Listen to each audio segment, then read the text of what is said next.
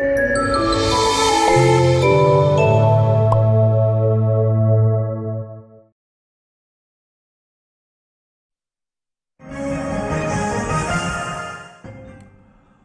umaga, bansang Pilipinas. Pinasusumiti na ng Russia ng listahan ng mga sandatang balak bilhin ng Pilipinas kasunod ng inihirit na soft loan ni Pangulong Rodrigo Duterte kay Russian President Vladimir Putin.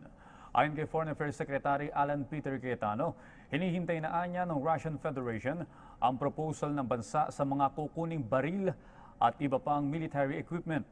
Bagamat hindi binanggit kung napagbigyan na ang soft loan na hiling ng Pangulo, sinabi ni Cayetano na handa ang Russia na tumulong sa mga bansang itinuturing nitong kaibigan.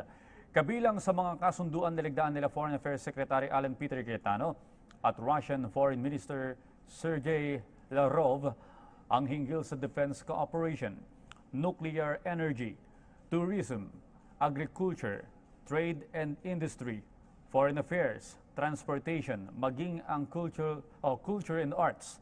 Kasunod nito, hinihag ni Cayetano na walang nasayang na pagkakataon sa maikling bilateral meeting sa pagitan nila Pangulong Rodrigo Duterte at Russian President Vladimir Putin dahil halos lahat anya ng mga nilagdaang kasunduan ay natalakay sa nasabing pagpupulong.